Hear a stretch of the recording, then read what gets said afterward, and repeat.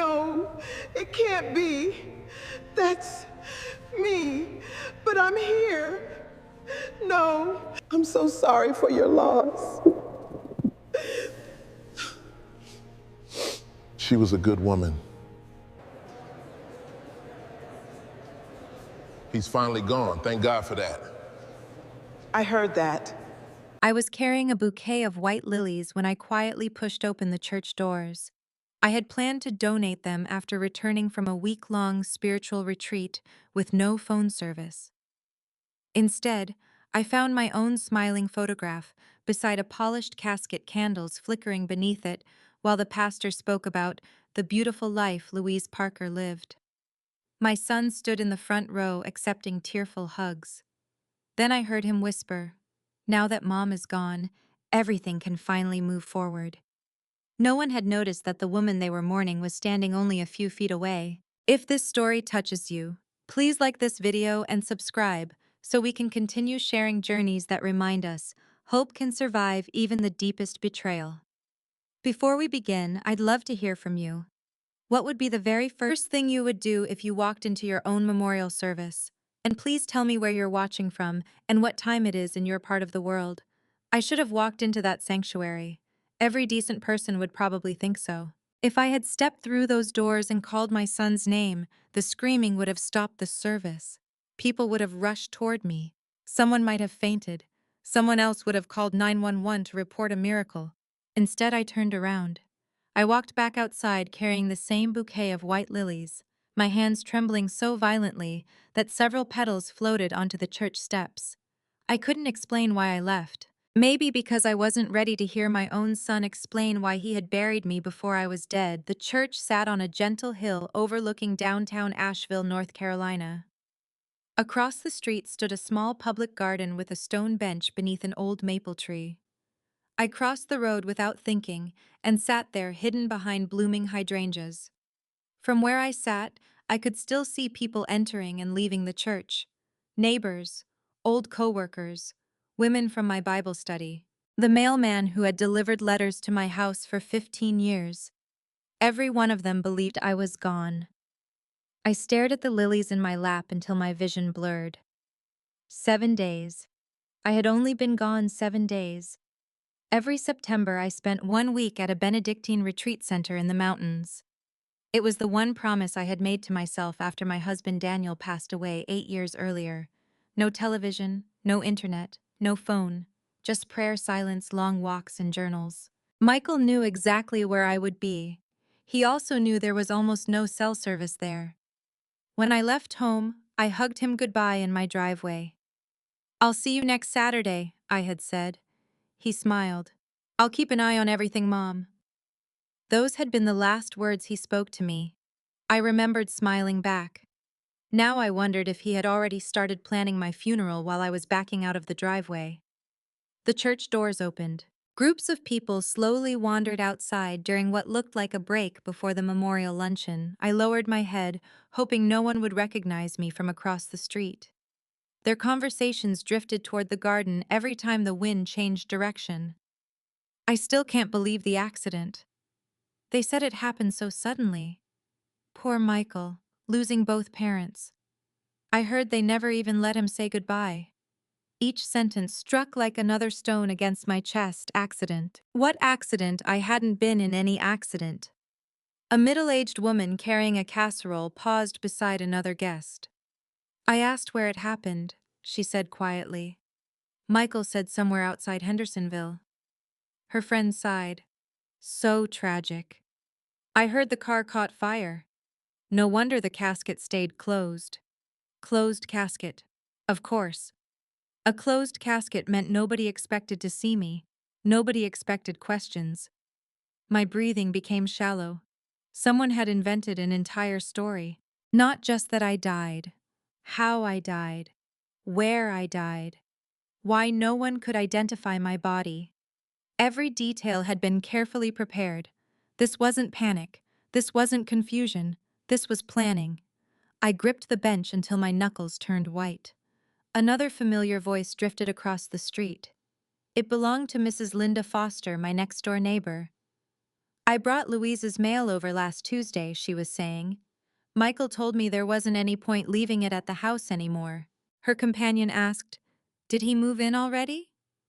"Not yet, but he said he'll probably stay there until everything gets settled." Everything gets settled. My home, my house, the little blue craftsman bungalow. Daniel and I had spent 37 years paying off. The front porch where we drank coffee every Saturday morning. The vegetable garden Daniel planted before cancer took him. The oak tree where Michael had learned to climb.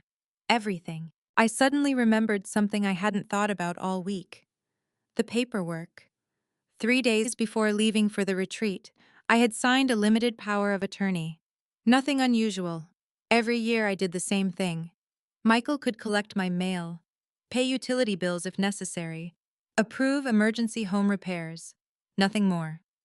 The document expired automatically after my return. My attorney had prepared it years ago. It wasn't permission to sell property. It wasn't permission to access investments. It certainly wasn't permission to declare me dead. Yet something about that document suddenly terrified me. Had Michael copied my signature? Had he altered the paperwork? Had someone helped him? I forced myself to breathe slowly. No. I couldn't let panic make me foolish. I needed facts, not assumptions. The luncheon must have begun because people gradually disappeared back inside the fellowship hall. Then I saw Michael. He walked out alone. He looked exhausted. His tie was loose, his shoulders slumped. For one impossible second, I saw the little boy who used to climb into my lap after nightmares. The 8-year-old who cried when our golden retriever died. The teenager who apologized after wrecking my car. I almost stood up. I almost called his name. Then another woman joined him. Jennifer, my daughter-in-law. She wrapped her arm around his waist, but her face wasn't grieving, she was smiling. Not a smile of comfort, not relief, something colder, satisfied. She handed him a folder. He opened it. They both looked through several papers. Jennifer pointed to one page and nodded. Michael hesitated. She touched his shoulder again. He signed something. Even from across the street, I recognized my son's signature. Jennifer leaned over and kissed his cheek. Then she laughed, at her mother-in-law's memorial service. A chill traveled through my entire body. She whispered something I couldn't hear. Michael looked around nervously before slipping the folder into a leather briefcase. My stomach tightened. Those weren't funeral papers. Nobody signs documents during a memorial luncheon, not unless business is being conducted. And somehow, my death had become business. After another minute, they went back inside. I remained frozen on the bench. The world around me continued normally. Cars drove by. Children rode bicycles. A dog barked somewhere down the block. Meanwhile, I no longer seemed to exist. According to everyone attending that church, Louise Parker had already lived her final day. I reached into my purse with shaking fingers. My driver's license. Still there. My Medicare card. Still there. My credit cards. Still there. Physical proof that I existed. Yet I couldn't shake the horrifying realization that somewhere inside a government office, a bank, or an insurance company, someone might already have paperwork saying otherwise. Someone had convinced an entire community that I was dead. If they could do that, what else had they already taken from me before I even knew I needed to fight for my own life? I stayed on that bench until the church parking lot was nearly empty. The afternoon sun had shifted behind thick September clouds, and the lilies in my lap were beginning to wilt. Somehow that felt painfully appropriate. They had been purchased to celebrate life. Instead, they had become silent witnesses to the strangest day of my 68 years. I finally stood, walked to my car, and sat behind the steering wheel without starting the engine. Home. Every instinct told me to drive there. But another voice, quieter and far more cautious, stopped me. What if Michael had already changed the locks? What if strangers were inside? What if the police had already been told I was an imposter pretending to be Louise Parker? The thought sounded absurd, yet so had attending my own memorial service. I reached into my purse and pulled out my cell phone. 7 missed calls. all from unfamiliar numbers. Dozens of text messages. Most were condolences sent before the retreat center had completely lost reception. I just heard, "I'm so sorry. We'll miss you, Louise. Praying for your family." The timestamps chilled me. The very first condolence had arrived 3 days earlier. 3 days. For 3 full days, the world had believed I was dead, while I spent peaceful mornings walking mountain trails and reading psalms beside a quiet lake. I suddenly understood why no one at the retreat had mentioned anything. There had been no signal, no television, no newspapers. I had been completely cut off from reality. Exactly as Michael knew I would be. I opened my banking application. Error. Unable to access your account. I frowned and tried again. Same message. Perhaps the signal was weak. I opened another application. My credit card account. Instead of my balance, a notice appeared. Please contact customer service regarding your account status. My heartbeat quickened. That wasn't normal. I immediately dialed the number on the back of my Visa card. After several automated prompts, a polite young woman answered. Thank you for calling Evergreen Bank Card Services. My name is Melissa. How may I assist you today? Yes, I said, trying to steady my voice. I'm having trouble accessing my account. I'll be happy to help. May I have your full name? Louise Parker. Silence. Then keyboard clicks. I'm sorry, she finally said. Sorry for what? There appears to be a restriction on this account. What kind of restriction? Another pause. I'm afraid I'll need to transfer you to our fraud department. My stomach tightened. A man answered moments later. This is David with Fraud Services. I explained everything again. He verified my address, birthday, and the last 4 digits of my social security number. Everything matched. Then his tone changed. Mrs. Parker. Yes. I'm required to ask a verification question. Of course. When was the date of your passing? For a second, I honestly thought I had misunderstood him. What? The date listed on your death notification. I couldn't breathe. I'm speaking to you right now. Long silence. Ma'am, he said carefully, our records indicate that you are deceased. I closed my eyes. I assure you, I whispered, that report is greatly exaggerated. The poor man sounded completely confused. I don't know how to respond to that. Neither do I. He asked me to remain on the line while he contacted a supervisor. 5 endless minutes passed. Finally, another voice joined the call. Mrs. Parker, my name is Karen. I'm the fraud investigations manager. Hello? I understand you're disputing a death notification. I'm disputing the fact that apparently someone buried me. She didn't laugh. Instead, she became very serious. When did you become aware of this situation? About an hour ago. She asked dozens of questions. Had I lost identification? None. Had I reported identity theft? Before, never. Was anyone authorized to handle my financial affairs? Only my son. What authority did he have? A temporary power of attorney while I attended a retreat. Do you have a copy? At home. She took a slow breath. Mrs. Parker, I'm placing immediate protective holds on every account connected to your identity. No further transactions will be approved until we verify everything in person. What transactions have already happened? I'm afraid I can't discuss that over the phone until your identity has been officially restored. Officially restored, as though I had somehow stopped existing. When can I come in? Our downtown branch closes at 5. I glanced at the dashboard clock. 4:15. I can be there in 20 minutes. We'll be waiting. I hung up. My hands refused to stop shaking. Someone hadn't merely told friends and neighbors I was dead. Someone had convinced a bank. Banks didn't freeze accounts because of rumors. They required documentation, death certificates, official notices, government records. Someone had produced them, or forged them. I drove toward downtown Asheville, barely noticing the traffic around me. The bank occupied the corner of a historic brick building only 6 blocks from the courthouse. Normally, I loved that part of town. Daniel and I had celebrated anniversaries there. We had watched Christmas parades from those sidewalks. Today, the familiar streets felt foreign. I hurried inside. A security guard opened the door with a polite smile. Then he looked at the computer screen beside the reception desk. His expression changed. "I'm here to meet Karen from Fraud Services," I said. He nodded uncertainly. One receptionist disappeared into a hallway. A minute later, a woman in her early 50s approached me. "Mrs. Parker." "Yes." She studied my face for several seconds. Then she quietly said, "Please come with me."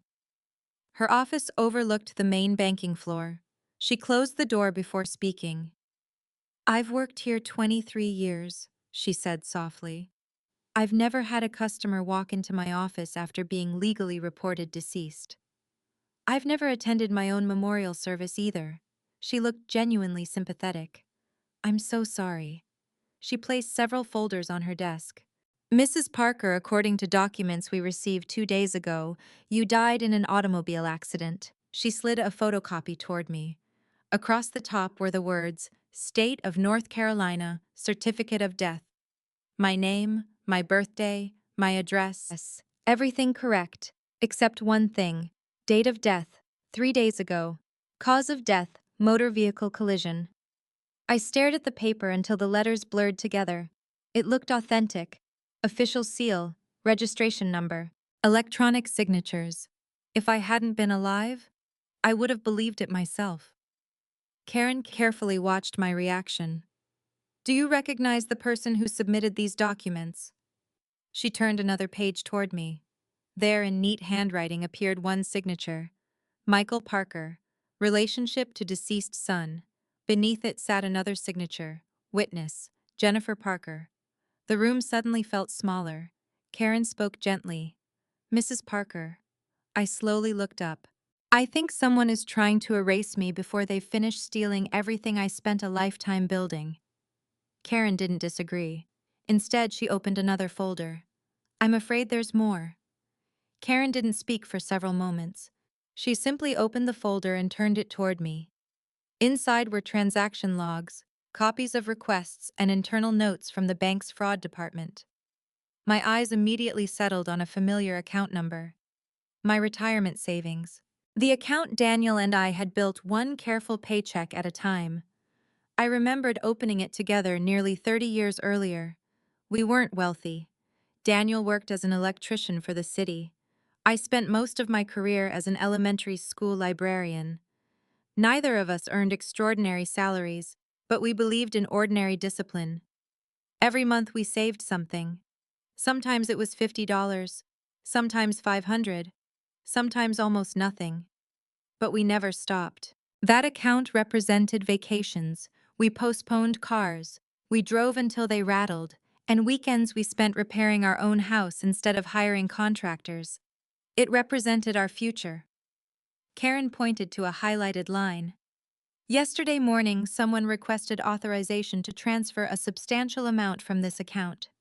Was it approved?" "No." I released a breath I hadn't realized I was holding. "Why not?" "Our verification team noticed inconsistencies." "What kind of inconsistencies?" She slid another document toward me. "The request included a certified copy of your death certificate and paperwork naming your son as executor." "I don't even have a will naming an executor." Karen looked surprised. "You don't?" "I have a living trust." She frowned. "The documents submitted to us state otherwise." I stared at the papers. Everything looked official. Every seal, every signature, every notarization. Whoever created them understood legal documents remarkably well. "This wasn't someone experimenting with a home printer," I murmured. Karen nodded. "No." She lowered her voice. "Mrs. Parker, whoever prepared these records knew exactly which documents financial institutions expect after a death." A heavy silence settled between us. Finally, I asked the question I had been avoiding. "How much money were they trying to transfer?" She hesitated. "I'm sorry. I need to know." Karen turned the page. The amount nearly made me dizzy. $418,000. That wasn't every penny I owned, but it represented most of Daniel's pension savings, our investment account, and nearly all of our emergency reserve. Money we had spent decades building. Money Michael knew existed. I don't understand, I whispered. He knows I plan to leave everything to him someday. Karen didn't answer. She didn't have to. Someday wasn't soon enough for someone. She continued through the file. There were additional requests. What requests? A change of mailing address. My heart sank. Approved? Unfortunately, yes. I closed my eyes. So every statement has already been redirected. To where? She read from the screen. Your son's address. I leaned back in my chair. For the first time all afternoon, I felt physically exhausted. Not angry, not frightened, just tired. How many small decisions had Michael made before reaching this point? Nobody wakes up one morning and decides to erase their own mother. That kind of betrayal grows slowly, like mold behind a wall, invisible until everything begins collapsing. Karen quietly excused herself to retrieve another file. Left alone, I stared through the office window. Customers laughed with tellers. Parents opened children's savings accounts. An elderly couple reviewed mortgage paperwork. Life continued as though nothing extraordinary had happened. Only I knew that somewhere inside the banking system, Louise Parker officially no longer existed. Karen returned carrying a thick envelope. I have something else you should see. She removed several surveillance photographs. This is yesterday. The first picture showed Michael entering the downtown branch. Dark suit, leather briefcase. The same briefcase I had seen outside the church. Another photograph showed Jennifer beside him. She wore a navy blue dress and carried a folder. They came together, I asked. Karen nodded. They met with one of our estate specialists. Were they alone? For part of the meeting, she turned another photograph. A third person entered the room. A man wearing an expensive gray suit. I didn't recognize him. Who is that? We're trying to determine that. He isn't an attorney, I know. Our records list him as a financial advisor. I've never hired one. Karen nodded again. Neither has the Louise Parker whose records we have. The sentence lingered in the room. Whose records we have, not whose records they believed, whose records they possessed. Somewhere between my retreat and my return, another version of my life had been manufactured. One convincing enough to fool banks. I rubbed my temples. This can't only involve my son. Karen didn't respond immediately. Instead, she asked a different question. Mrs. Parker, do you completely trust your son? I wanted to answer yes. Every mother wants to answer yes. Instead, memories began surfacing. Little things. Jennifer insisting they needed financial help every year. Michael asking unusual questions about insurance policies. Their repeated suggestions that I simplify my estate planning. Jennifer once joking, it would be easier if everything were already in Michael's name. At the time, I had laughed. Now I wondered whether she had been joking at all. Karen interrupted my thoughts gently. Our fraud investigators believe this plan required preparation. How long? We don't know. Weeks, months, years. I remembered another conversation from 6 months earlier. Jennifer had volunteered to organize my home office. She insisted my filing cabinets were outdated. I'll make everything easier to find, she had said. She spent nearly an entire Saturday sorting paperwork while I prepared lunch. At the end of the day, she proudly labeled every folder. I had thanked her. Had she been organizing or studying? My stomach twisted. Karen's phone rang. She answered quietly before covering the receiver. The branch manager would like to meet you. Now. Immediately. She led me upstairs to a larger office overlooking Pack Square. A silver-haired man stood as we entered. Louise Parker. Yes. He extended both hands. My name is Richard Collins. I've managed this branch for 14 years.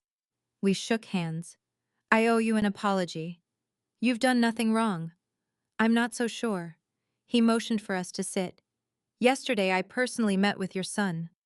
The words landed heavily. He told us he had just buried his mother. Richard opened a legal binder. He appeared devastated. I imagine he practiced, Richard sighed. I've been thinking about that meeting ever since Karen contacted me. What happened? He cried. I stared silently. He spoke about honoring your wishes. Richard removed his glasses. He told us you always feared identity theft and wanted your affairs settled quickly after your passing. I almost laughed. Not because it was funny, because it was such a cruel distortion of the truth. Daniel had always been the cautious one.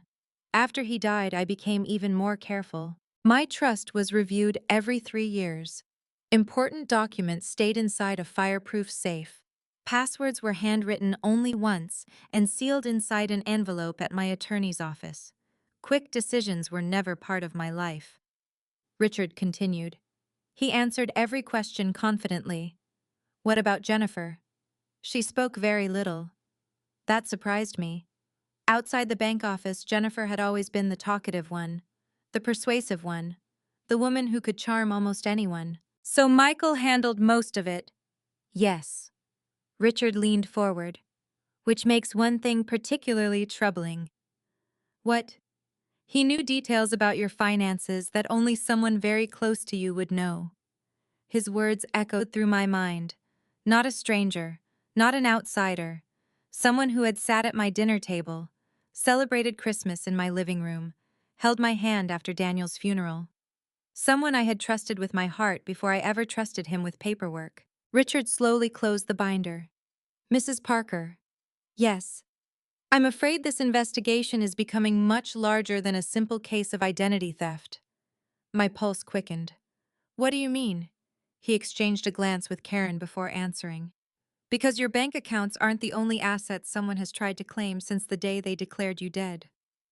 The words settled over the room like a storm cloud. Your bank accounts aren't the only assets someone has tried to claim since the day they declared you dead. I looked at Richard without blinking. What else? He opened another file noticeably thicker than the others. I'm only sharing this because you are physically here to verify your identity. Normally, we'd wait until law enforcement became involved. I appreciate your honesty. He nodded. Yesterday afternoon, we received an electronic inquiry from a title company. My house. I'm afraid so. My heart sank. Daniel and I had bought our little blue bungalow in Asheville when Michael was 5 years old. It wasn't a mansion. It wasn't even particularly fashionable anymore. But every wall held a memory. Daniel had built the bookshelves in the living room with his own hands. The pencil marks on the laundry room wall still measured Michael's height every birthday until he left for college. The magnolia tree in the backyard had been planted the week we celebrated our 25th anniversary. It wasn't simply real estate. It was our life. Richard continued carefully. The title company requested confirmation that the mortgage had been satisfied following your death. There hasn't been a mortgage for nearly 15 years. Exactly. He slid another document toward me. If the owner dies and the property transfers legally to an heir, a sale can happen surprisingly quickly. I stared at the page. There was my address. Every digit correct. Below it sat a request for an expedited ownership review. The applicant's name made my stomach twist. Michael Parker. Purpose of request: preparation for property transfer. I don't understand, I whispered.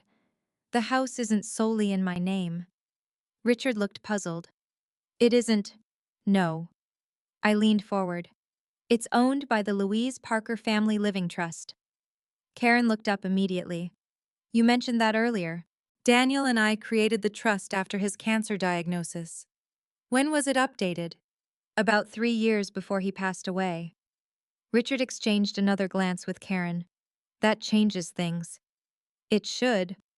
The paperwork submitted to the bank never mentioned a trust. My pulse quickened. So they intentionally left it out. It appears that way. The realization hit me with surprising force.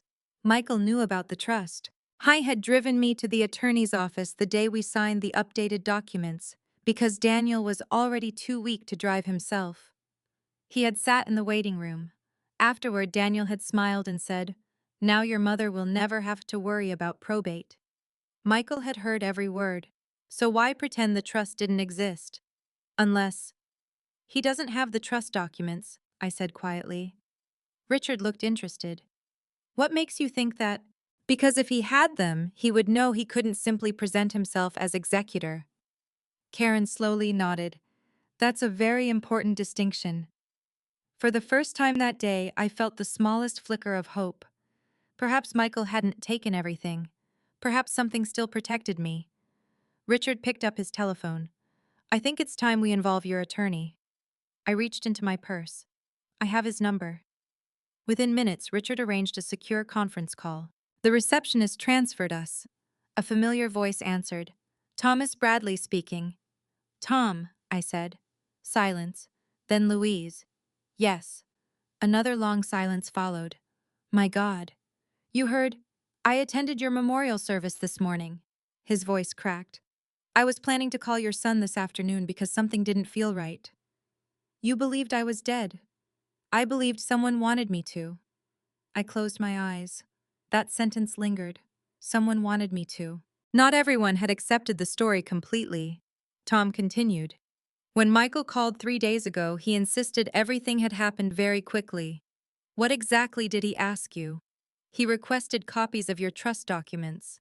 I looked at Richard. He refused him, Richard guessed. Tom answered before I could. Absolutely. Why? Because Michael isn't the trustee.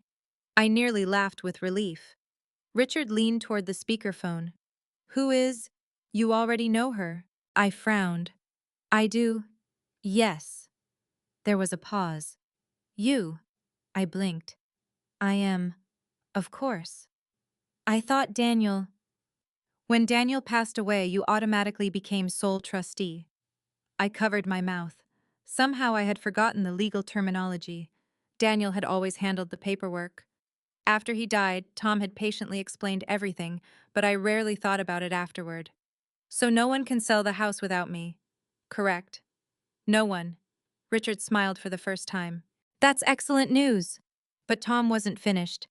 Unfortunately, every hopeful feeling disappeared. There is another issue. What? Michael requested something else after I refused. The room became silent again.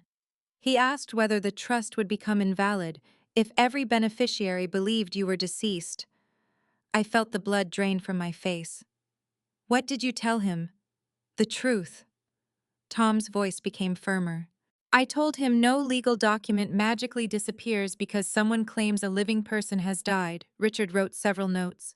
Karen folded her arms. Tom continued. Then Michael asked a very unusual question. What question? He wanted to know how long it normally takes before missing legal paperwork can be replaced. My heartbeat became uneven. Why would he ask that? I didn't know at the time. He sighed heavily. Now I think I do. The original trust. The original signatures. The original amendments. They were all stored inside a fireproof safe in my home office. Suddenly I remembered Jennifer volunteering to organize that office months earlier. She had labeled every folder, opened every drawer, asked innocent questions. Where do you keep the important papers? Which key opens this cabinet? Shouldn't everything be together? At the time, I had thought she was simply trying to help. Now every conversation sounded different. Not curiosity, reconnaissance. Tom interrupted my thoughts. Louise. Yes. When you return home. I haven't gone yet. Good. His voice became unusually serious. Don't go alone. Richard immediately agreed. I was about to say the same thing. Karen looked at me. If someone has already attempted financial fraud, forged death documents, and initiated property transfers. She didn't finish. She didn't need to. The implication was obvious. The house might already have been entered, or searched, or worse. Tom continued. Do you still have both keys to your safe? One is in my purse. The other, hidden at home. When did you last verify it was there? I searched my memory. Almost 3 months earlier, before Jennifer reorganized my office. A cold wave rolled through me. I honestly didn't know.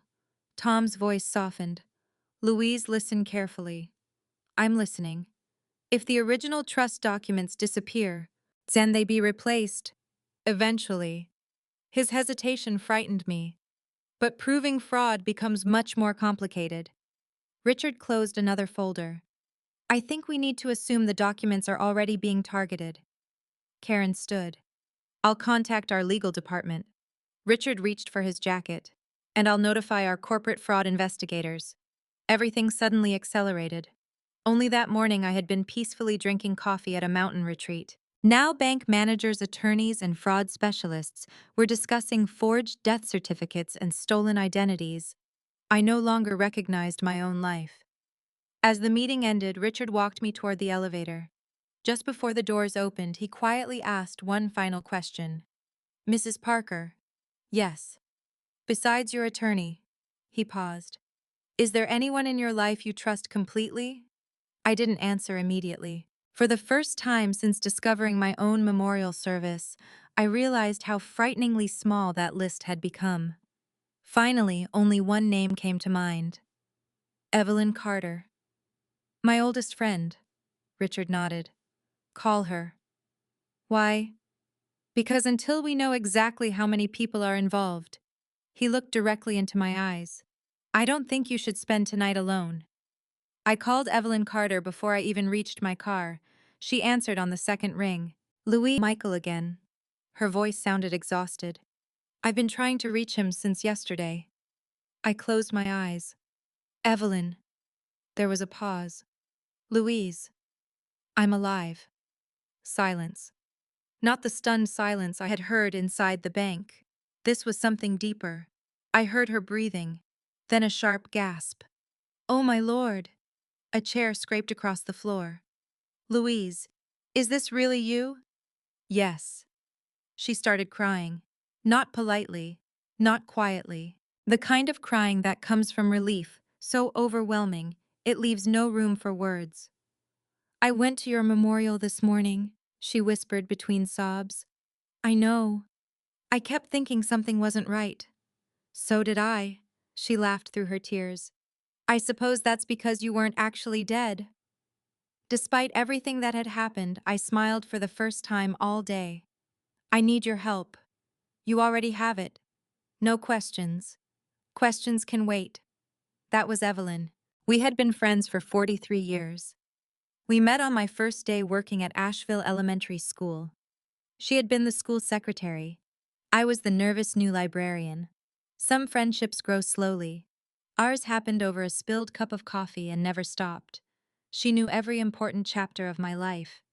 She had stood beside me when Daniel proposed, held Michael in the hospital the day he was born, sat beside me during Daniel's chemotherapy. If there was one person in the world I trusted completely, it was Evelyn. Where are you? She asked. Downtown. I'll come get you. No. I insist. I need one favor first. Anything. Don't tell anyone you've spoken to me. She became quiet. Not even my husband. Especially not yet. She understood immediately. You think someone could warn Michael? I don't know what to think anymore. I'll be there in 15 minutes. We agreed to meet behind a small bookstore 2 blocks from the bank. While waiting, I kept replaying Richard's final question. Is there anyone you trust completely? The answer had come easily. But another question followed. How had that list become so short? Daniel used to joke that our house never stayed empty for more than 2 days. Family dinners, church gatherings, neighbors dropping by, birthday celebrations. After he died, little by little those visits became less frequent. Not because people stopped loving me, because life moved on. Michael became busier, Jennifer's career expanded, the grandchildren reached college, everyone always promised to visit next weekend, next month, soon. I believed them, perhaps too easily. A silver Honda pulled into the alley. Evelyn stepped out before the engine even stopped. She crossed the pavement almost running. The moment she reached me, she threw both arms around my shoulders. Neither of us spoke. We simply stood there holding each other. Finally, she stepped back. I touched your picture this morning. I know. I told you goodbye. I'm sorry. She shook her head. No. Fresh tears rolled down her cheeks. You don't apologize for coming back. She studied my face carefully, almost as if reassuring herself I wasn't disappearing again. You look tired. I feel older than I did yesterday. I imagine. We climbed into her car. Instead of asking questions immediately, she handed me a bottle of water. Then she simply drove. That was another reason our friendship had lasted. Evelyn always knew silence had value. After several minutes, she spoke. "Where are we going?" "I don't know." "My house." I hesitated. Richard had advised against being alone. But what if someone watched Evelyn? What if Michael knew she would help me? "I don't want to put you in danger." She laughed softly. "Louise." "Yes. We're retired school employees. We're hardly an action movie." Despite myself, I smiled. She continued driving toward her neighborhood on the west side of Asheville. Halfway there, she glanced into the rearview mirror, then again, then a third time. "What? I think we're being followed." My heart immediately began racing. "Are you sure?" "No." She slowed slightly. "So let's find out." Instead of continuing home, she turned unexpectedly into a shopping center. A dark SUV entered behind us. My pulse quickened. Evelyn drove through the parking lot without stopping. The SUV followed. Neither of us spoke. She turned onto another street. The SUV remained behind us. "This could be coincidence," I whispered. It could. She made another unexpected turn. So did the SUV. Neither coincidence nor comfort remained. Evelyn calmly picked up her phone. "I'm calling Richard." Within seconds, he answered. She briefly explained what we were seeing. His response was immediate. "Drive directly to the police substation on Lexington Avenue. We're only 5 minutes away. Don't stop anywhere else." She hung up.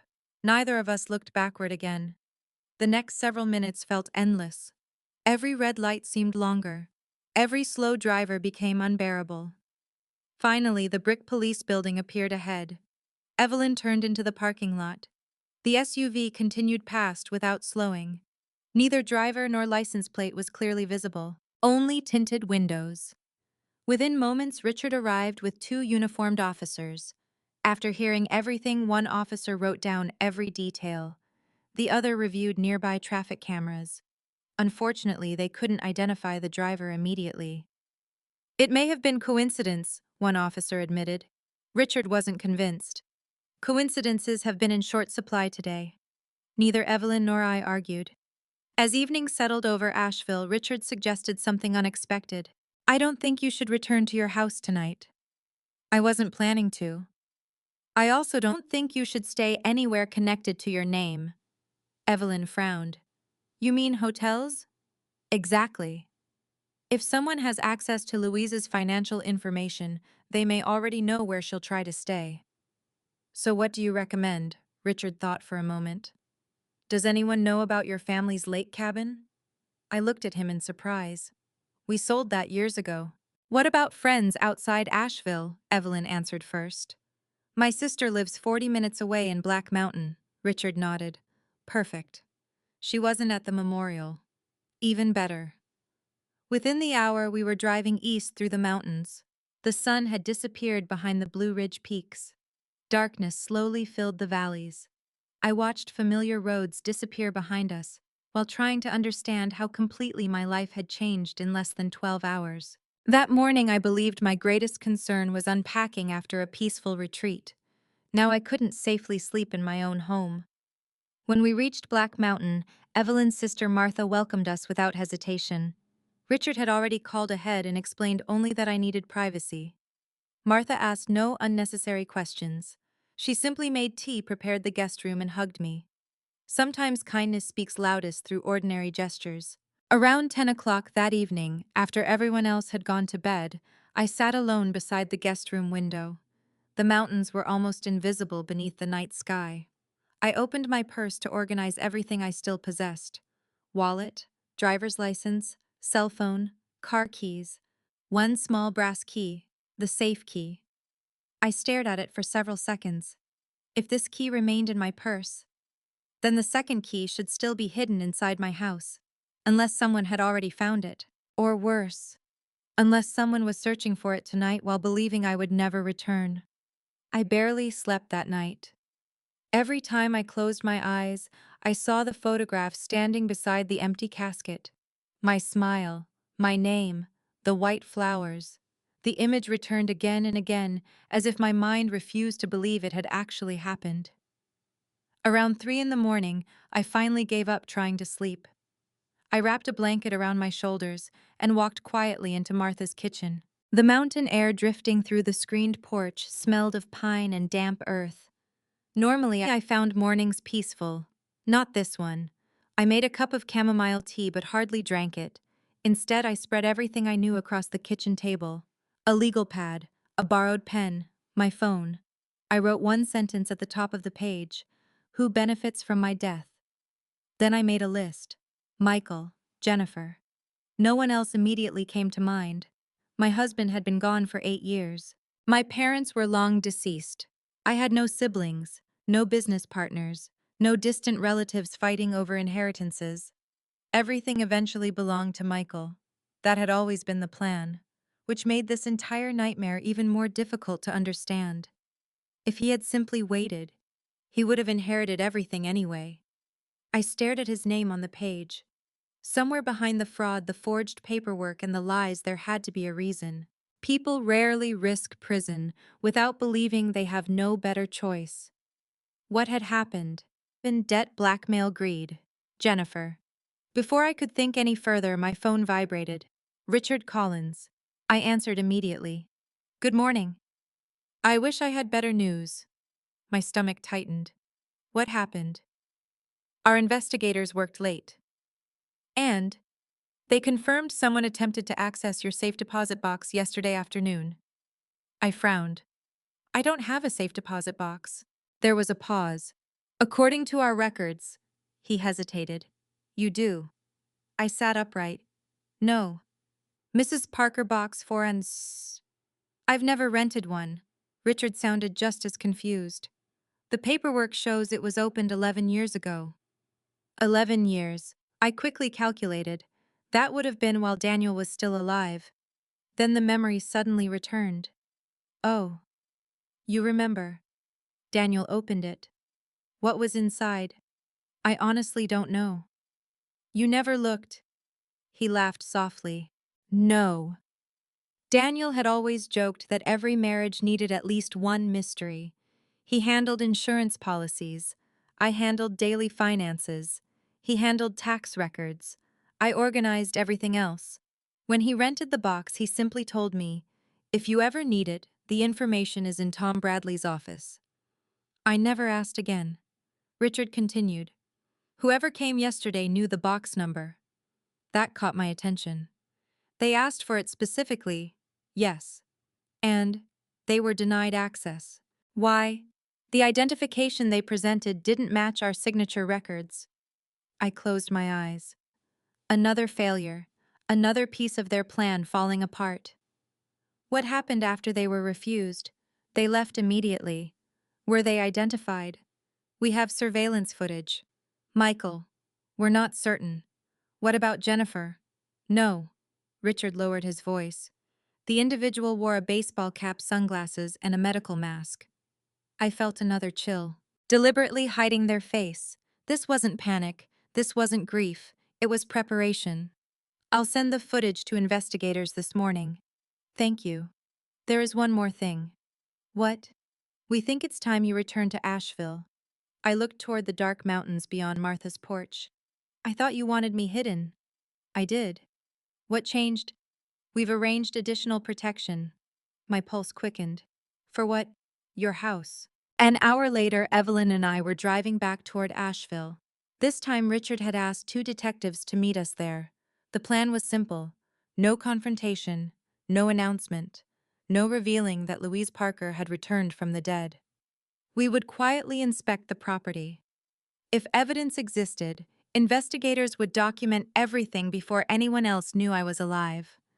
As we approached my neighborhood, my heart pounded harder with every familiar landmark. The bakery where Daniel bought cinnamon rolls every Saturday.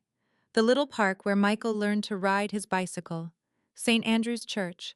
Then finally, Maple Street. I almost didn't recognize my own home. 3 unfamiliar vehicles sat along the curb.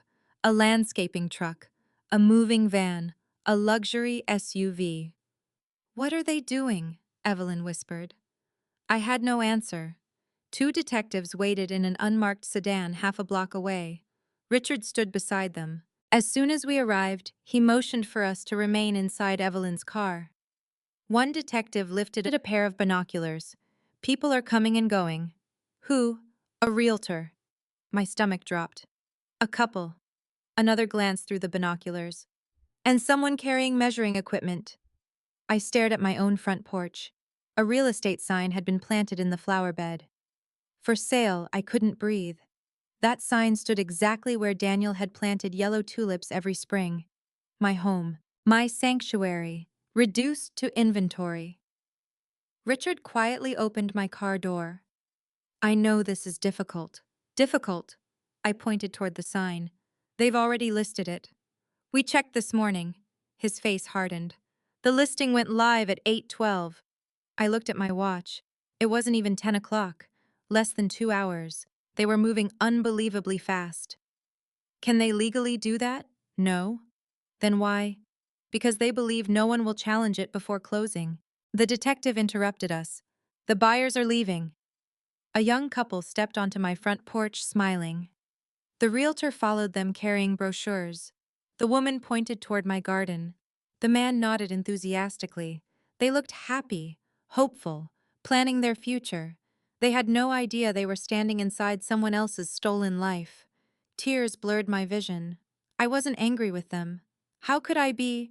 They believed everything they had been told. That an elderly widow had died. That her son was selling the estate. That everything was legal. The detective lowered the binoculars. They're gone. Richard looked at me. Are you ready? I nodded. For the first time since returning from the retreat, I walked toward my own front door. Every step felt unreal. The wind chimes Daniel built still hung beside the porch swing. The rocking chair still sat where I had left it. Even the faded welcome mat remained. Only one thing had changed. The house no longer felt like it belonged to me. Richard tried the front door. Locked. I removed my house key from my purse.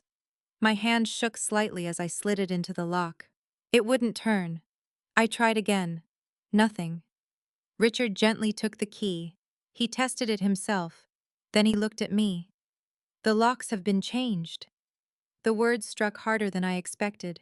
Changed. Not after years. Not because of repairs. Not because of damage. Someone had changed them because they believed I would never come home. One detective photographed the lock. Another walked around the side of the property. Moments later he returned. The back door too. Every entrance. Every lock. Every key. I suddenly remembered something. The garage. Daniel had installed a keypad years earlier. I hurried across the driveway. My fingers entered the familiar 6-digit code. Error. I tried again. Error. Someone had changed that too. Richard placed a reassuring hand on my shoulder. I'm sorry. I stared at the front windows. The curtains were open. Inside, I could see empty spaces where furniture had once stood. Boxes, packing materials. Someone was preparing my home for strangers. Then my eyes drifted toward the second floor, to the small office window, the room where my fireproof safe still waited. Or at least, I prayed it still did. Because if someone had already found what was inside that room, everything we believed was protecting me might already be gone. For several long moments, none of us spoke. The silence felt heavier than the locked front door standing between me and the life I had spent 40 years building. Richard finally broke it. We've already contacted the district attorney's office. They authorized us to treat this property as part of an active fraud investigation. What does that mean? I asked. It means we're no longer here as observers. One of the detectives, Sergeant Brian Ellis, stepped toward the porch. It also means we don't force entry unless we have probable cause. He glanced at the realtor's sign planted in my flower bed. I think we're about to have it. Almost on cue, another vehicle turned onto Maple Street. A white pickup truck. It slowed in front of my house before pulling into the driveway. I recognized the driver immediately. Michael. For one brief second, instinct overpowered reason. I wanted to run toward him, to ask why, to demand an explanation, to beg him to tell me this had all been some terrible misunderstanding. Richard gently caught my arm. Not yet. Michael climbed out carrying a cardboard box. He looked tired. His shoulders sagged. His beard had grown in unevenly over the past few days. If I hadn't known what he had done, I might have believed he was grieving. Jennifer stepped out from the passenger side. Unlike Michael, she looked composed, perfectly dressed, perfectly calm. She unlocked the front door with a key. My key no longer fit. Hers did. That simple image hurt more than I expected. Jennifer disappeared inside. Michael remained on the porch speaking with someone on his phone. Sergeant Ellis quietly raised a small camera fitted with a zoom lens. Recording. Michael's voice drifted across the yard. No, the showing went well. A pause. Yes. Another pause. We should have at least 2 offers before Friday. Friday.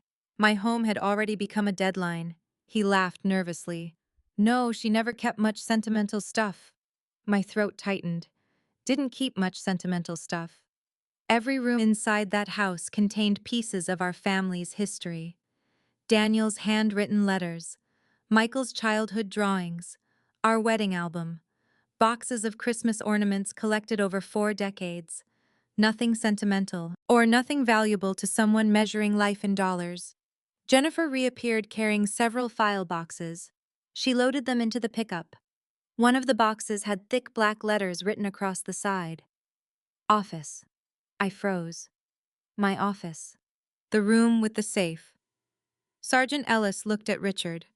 I think that's enough. Richard nodded. The detective walked confidently across the lawn. Mr. Parker. Michael turned. Yes. My name is Sergeant Brian Ellis, with the Asheville Police Department. The color drained from Michael's face. Jennifer stopped walking. What is this about? She asked. We'd like to ask a few questions. Michael glanced towards the house. Can this wait? I'm afraid not. Jennifer folded her arms. Is there some problem? Richard stepped forward beside the detective. There may be. Michael noticed him. The bank. Richard nodded. We've received reports concerning fraudulent financial activity, Jennifer answered before Michael could speak. There must be some mistake. We're trying to determine that. Michael avoided everyone's eyes. The detective spoke calmly. Would either of you mind explaining why this property has been listed for sale? My mother passed away. Michael's answer came automatically. I'm handling her estate. Sergeant Ellis made a brief note. Who declared her deceased? Michael blinked. What? The death notification. The hospital. Which hospital? Michael hesitated. Jennifer immediately interrupted. This is becoming ridiculous. The detective ignored her. Mr. Parker. His voice faltered. I don't remember. You don't remember where your own mother supposedly died? Jennifer stepped closer. My husband has had an extremely difficult week. Richard quietly watched the exchange. I remained hidden behind Evelyn's car nearly 50 feet away. Every instinct screamed at me to step forward, but Richard had been clear. Not yet. Let them keep talking. Sergeant Ellis continued. Could we see the paperwork authorizing the sale? Jennifer answered instantly. Our attorney has everything. Name? She hesitated. He's unavailable today. Richard wrote something in a small notebook. The detective looked toward the open garage. Would you mind if we briefly inspected the property? Jennifer's expression hardened. Without a warrant. Correct. Then absolutely not. Michael finally spoke again. Officer, is this really necessary? It depends. On what?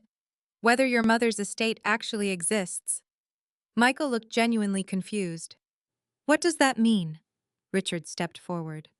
It means we have reason to believe several documents submitted over the past 48 hours may not be authentic. Jennifer laughed, a short, dismissive laugh.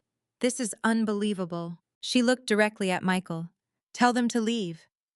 Instead, Michael remained silent. That silence caught everyone's attention, including mine. Jennifer whispered sharply. Michael. Still nothing. She grabbed his arm. Say something. Finally, he looked up.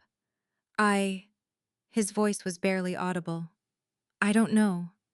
Jennifer stared at him. What? I don't know anymore.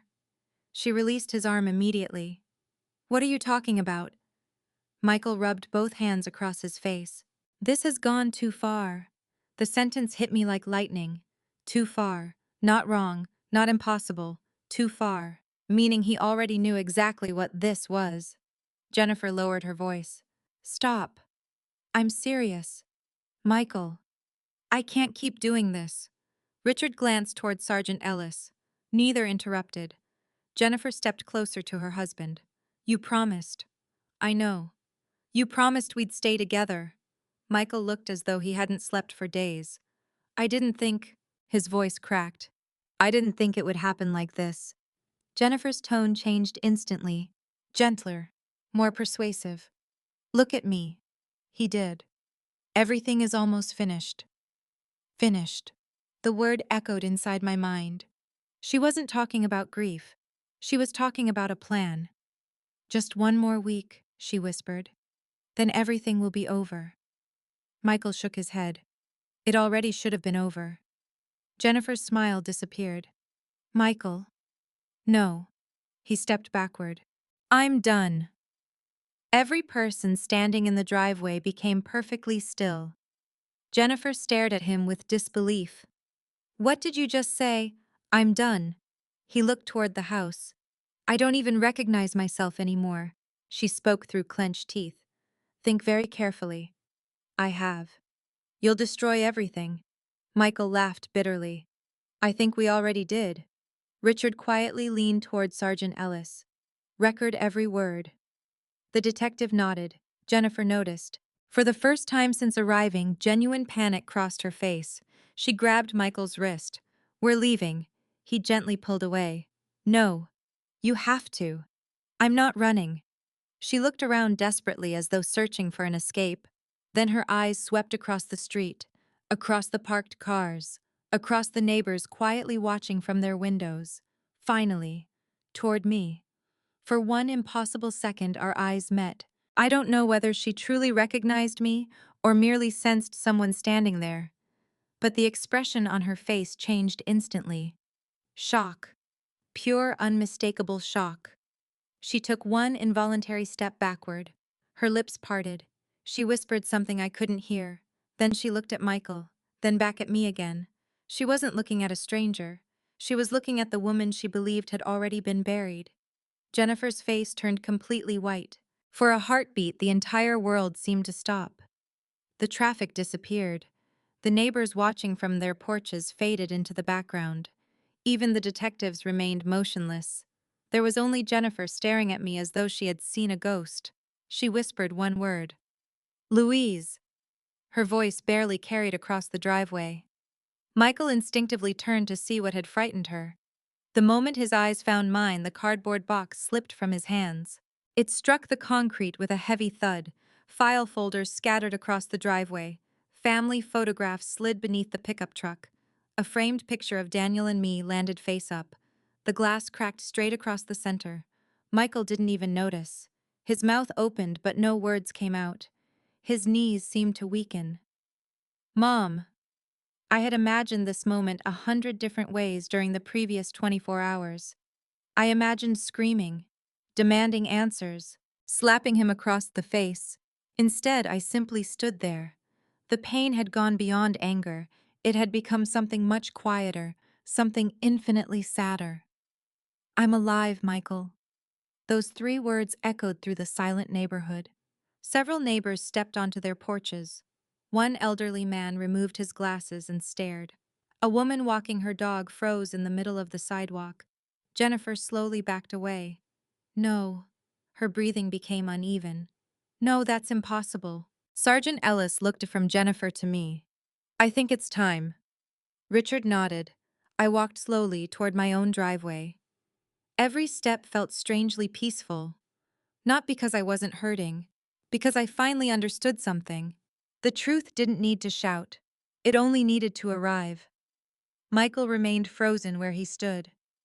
When I reached the edge of the driveway, we were only 10 feet apart. He looked older than he had 2 days earlier. Dark circles surrounded his eyes. His hands trembled. He swallowed hard. I don't understand. I tilted my head slightly. You don't understand. His eyes filled with tears. They told me. He stopped himself. They, I asked quietly. He looked at Jennifer. Only for a second. But that second was enough. Jennifer immediately interrupted. Louise, thank God. She forced a smile that didn't reach her eyes. This is all just a terrible misunderstanding. Richard quietly folded his arms. Sergeant Ellis continued recording. I looked directly at Jennifer. A misunderstanding. Yes. She laughed nervously. When Michael got the call. What call? Her expression flickered. The hospital. Which hospital? She hesitated. She searched for an answer. Asheville Memorial. Richard spoke calmly. There is no Asheville Memorial Hospital. Jennifer's confidence faltered. I meant. She looked desperately toward Michael. He stared at the ground. I meant Mission Hospital. Sergeant Ellis wrote another note. I asked softly, Jennifer. Yes. Who identified my body? Silence. She blinked several times. Surely someone identified me. More silence. I don't know. You organized my memorial. Michael handled most of it. I turned toward my son. Did you identify me? His lips trembled. No. Did you ever see my body? His voice became almost inaudible. No. Then why did you tell everyone I was dead? He closed his eyes. Fresh tears rolled down his face. I thought. He couldn't finish. Jennifer stepped forward. This isn't the place. I ignored her. Michael. He slowly looked up. Who told you I had died? He stared at me for several long seconds. Then he whispered, Nobody. The neighborhood became perfectly still. Even Jennifer stopped moving. I asked one final question. Then why did you tell everyone I was dead? Michael covered his face with both hands. I made the call. Jennifer spun toward him. What are you doing? He didn't answer. She grabbed his arm. Michael. He pulled away. I'm tired. Stop talking. I'm tired of lying. Jennifer lowered her voice into a harsh whisper. If you keep talking, we'll lose everything. Those words hung in the air. Not, we'll go to jail. Not, we'll ruin the family. We'll lose everything. Richard quietly looked at Sergeant Ellis. The detective nodded. Every sentence was being captured. I stepped closer to Michael. Only a few feet separated us now. I noticed something I hadn't seen before. He looked terrified. Not of me, of Jennifer. That realization unsettled me. I had spent the last day imagining two equal partners. Perhaps they weren't. Perhaps one had been leading. It didn't excuse Michael. Nothing could. But it complicated everything. I spoke gently. Look at me. He did. When I left for the retreat, he nodded slowly. What did I tell you? His voice cracked. You said. He wiped his eyes. I'll see you Saturday. And did you? He began crying openly. No. You buried me instead. He collapsed onto the front steps. Not dramatically, not theatrically, as though every ounce of strength had suddenly left his body. I'm sorry. The words came out broken. So sorry. Jennifer looked horrified. You idiot! Richard immediately looked toward her. She realized what she had said too late. I didn't mean. Yes, Richard said quietly. I think you did. Jennifer's composure finally shattered. She pointed directly at Michael. This wasn't my idea. Michael looked up in disbelief. What? You wanted the money. His eyes widened. No. You kept saying your business was failing. I never wanted this. She laughed bitterly. Oh, please. You said we needed help. I said we needed money. You said your mother would never notice. I never said she should die. I never killed anybody. The sentence echoed across the yard. Nobody had accused her of killing anyone, yet those were the words she chose. Sergeant Ellis quietly stepped forward. Mrs. Parker. Jennifer stopped speaking. I need you to clarify something. I want my lawyer. You certainly have that right. He paused. But before you stop talking, he looked directly at her. You've just admitted discussing your mother-in-law's death before today's events. Jennifer immediately realized her mistake. I meant, she couldn't recover. Richard's phone rang. He stepped aside to answer it. A minute later, he returned with an expression I couldn't read. Sergeant? Yes. The title company just called. What happened? They've frozen the sale. Relief washed through me. Richard continued. And they have additional information. What kind? The realtor conducting today's showing became suspicious. Why? Richard looked at me. Because your son instructed them to remove every family photograph before prospective buyers arrived. I frowned. Why would that matter? The realtor asked. And Richard took a slow breath. Michael reportedly answered. He looked directly at my son. If buyers see too many pictures of an old woman, they'll ask unnecessary questions. I looked at Michael. He couldn't meet my eyes. I remembered every photograph hanging inside that house. Daniel holding newborn Michael. Our first Christmas together. Family vacations. School graduations. 40 years of ordinary happiness. Not decorations. Evidence. Evidence that someone had lived there. Evidence that someone had loved there. Evidence that the house belonged to a real woman, not merely an estate. At that moment, another vehicle turned onto Maple Street. A black sedan. It stopped behind the police car. The driver stepped out carrying a worn leather briefcase. Even from a distance, I recognized him instantly. Thomas Bradley, my attorney. He walked toward us without hesitation. When he reached the driveway, he looked at Michael only briefly before turning to me. Louise. Tom. He handed me a sealed manila envelope. I think it's time everyone saw what your husband left behind. I looked down at the envelope. Across the front, written in Daniel's familiar handwriting, were 6 simple words. Open only if I am gone. My hands trembled as I accepted the manila envelope from Thomas Bradley. For a moment, I wasn't standing in my own driveway, surrounded by detectives, neighbors, and the 2 people who had declared me dead. I was back in a hospital room 8 years earlier. Daniel had been sitting in a recliner beside the window, far thinner than he wanted anyone to notice. Even then, his sense of humor hadn't left him. If I ever start organizing paperwork, he had joked, that's how you'll know I'm worried. I had laughed. Neither of us imagined that those papers would one day become the strongest voice he ever left behind. Thomas spoke quietly. Daniel asked me to keep this sealed unless something extraordinary happened. I looked at the handwriting on the envelope again. Open only if I am gone. Below it in much smaller letters was another sentence I hadn't noticed before. And only if Louise's future depends on it. I swallowed hard. I've never seen this. You weren't supposed to, Thomas replied. Daniel was very specific. Sergeant Ellis looked at Thomas. Does this relate to the investigation? I believe it does. Richard nodded. Then let's document everything.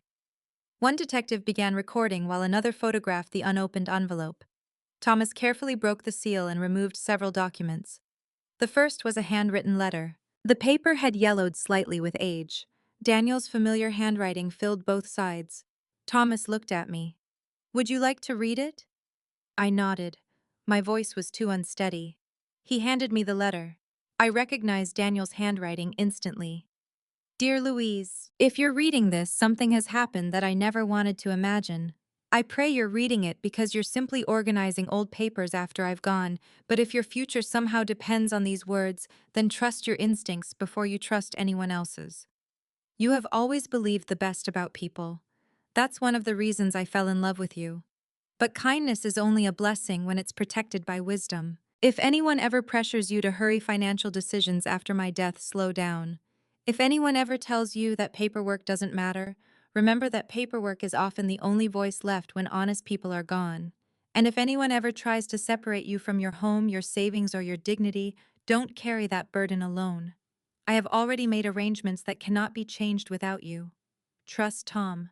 Trust the original documents. Trust yourself. Love always, Daniel. By the time I reached the final line, tears blurred the page. For a long moment, nobody spoke. Even Jennifer remained silent. Thomas gently took the letter back. There are two more documents. He unfolded the first. This is the original trust certification. Richard leaned forward. The original? Yes. The one Michael requested. The very one. Thomas smiled slightly. I never kept it in Louise's house. I looked up. You didn't? No. I thought. You thought the originals were inside your safe. I did. Thomas nodded. So did almost everyone. Confusion crossed my face. Then what was in my safe? Copies. I stared at him. Daniel insisted the originals remain in my firm's fireproof archive. A slow realization spread through me. The safe in my office had never been the true target. It had been a decoy. Thomas continued. Daniel worried about burglary after several homes in your neighborhood were broken into. So he asked me to store every original document permanently. Richard let out a long breath. That changes everything. Jennifer suddenly spoke. How convenient. Her voice dripped with sarcasm. How fortunate that the lawyer has exactly the papers everyone needs. Thomas calmly looked at her. They're notarized. He held up another document. Dated. Another page. Witnessed. A third. And registered years before today's events. Jennifer crossed her arms. Anyone could fabricate papers. Thomas didn't even blink. Fortunately, the county recorder's office also has certified originals. Sergeant Ellis looked at Jennifer. That explanation satisfies me. It clearly did not satisfy her. Thomas removed one final document from the envelope. Unlike the others, it wasn't legal paperwork. It was a typed inventory. What is that? I asked. Daniel's private asset list. My husband made one. Every investment. Thomas pointed to several entries. Every account. Another page. Every insurance policy. Another. Every property record. He paused before turning to the final sheet. And every access code. Richard frowned. Access code? Thomas looked directly at me. To the safe deposit box. I blinked. The one at the bank. Yes. I thought I needed a key. You do. He smiled gently. But Daniel also rented the box under dual authorization. I frowned. What does that mean? It means neither Michael nor anyone else can legally access it. Even if I had died. Correct. Only you and I together. For the first time since this nightmare had begun, I felt something I hadn't allowed myself to feel. Hope. Real hope. Not because of money, not because of property, because Daniel had somehow protected me years after his death. He had seen possibilities I never imagined. He had quietly built safeguards without ever making me feel afraid. Sergeant Ellis closed his notebook. Mr. Bradley, these documents establish that the trust remained intact throughout this entire period. They do. And that no one else possessed authority to transfer the property. Exactly. Richard looked toward Michael. Would you like to explain why paperwork naming yourself as executor was submitted to multiple institutions? Michael slowly lowered his head. His voice cracked. I signed what Jennifer put in front of me. Jennifer turned toward him in disbelief. What? You told me it was temporary. Her face hardened. Michael, you said we'd fix everything once the insurance money arrived. Stop talking. You promised no one would get hurt. I said stop. He looked directly at Sergeant Ellis. I never saw a real death certificate until after she'd already mailed it. Jennifer's eyes widened. You fool. I am. He nodded. I've been a fool. Then he looked at me.